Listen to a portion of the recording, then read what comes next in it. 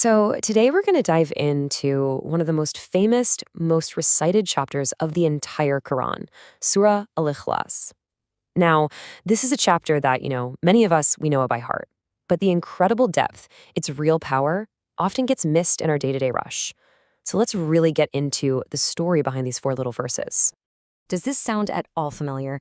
You're running late, you still have to pray, and you think to yourself, okay, I'll just recite Surah Al-Ikhlas. It's short, it's quick, I'll be done. For so many of us, it's kind of become our go-to spiritual shortcut, right? But was that what it was always meant to be? Now I want you to contrast that thought, that modern shortcut, with this image from history.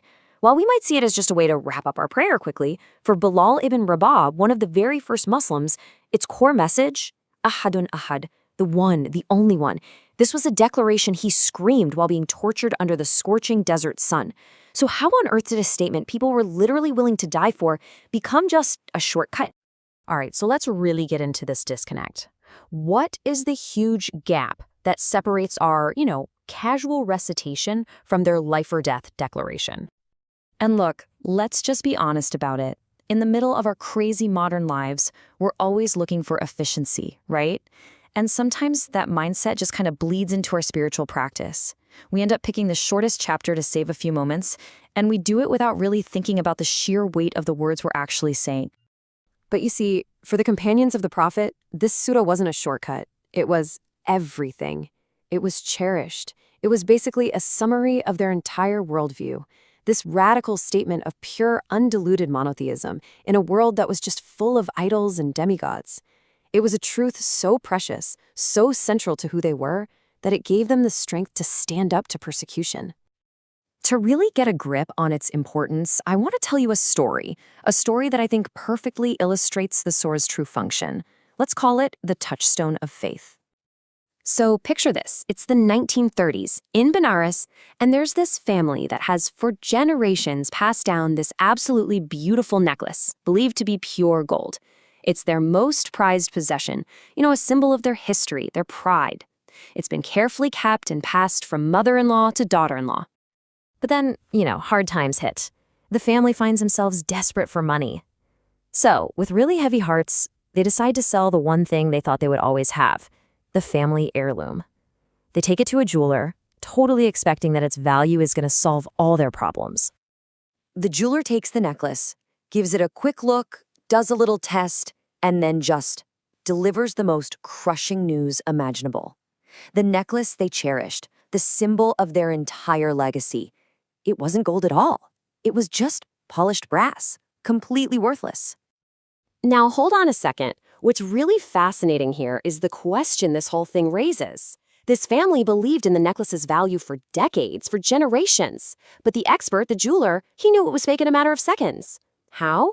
What did he have that they didn't? Well, he had a touchstone. It's a simple, special kind of stone that reveals the true nature of a metal. You see, when you rub real gold against it, it leaves a golden streak. But brass, it leaves something else entirely. And that is exactly what Surah Al-Ikhlas is. It's the touchstone for our faith. It's the standard that you test all beliefs about God against to see if they are pure 24-karat gold or just polished brass. So to really get why this touchstone was so badly needed, we've got to travel back in time to the world it was revealed in, because the 7th century world was just buzzing with questions about who or what God really is. Back then in Mecca, and pretty much everywhere else, gods were, they were tangible. You could see them. They were carved from stone. They had families. They had fights and alliances.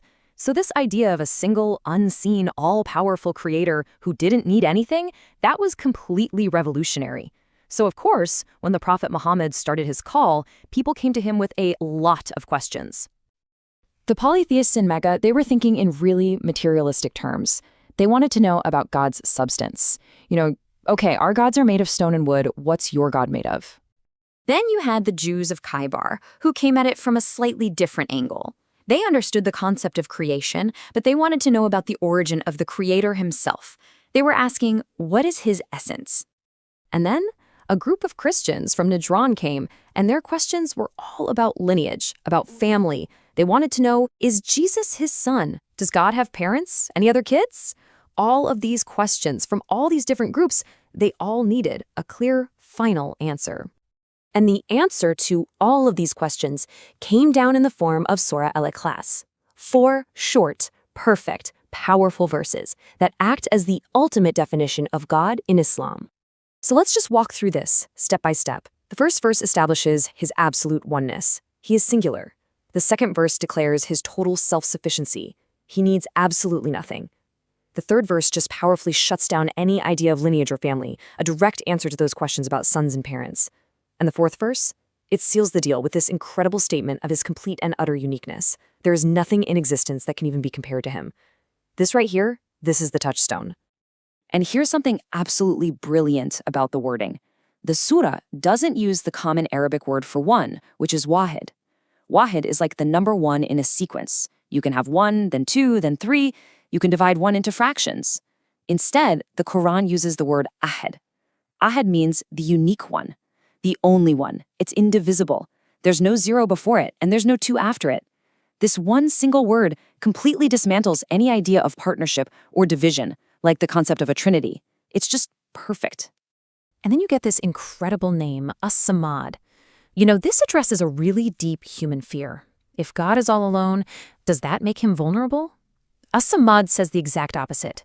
It means he is the absolute, self-sufficient sustainer.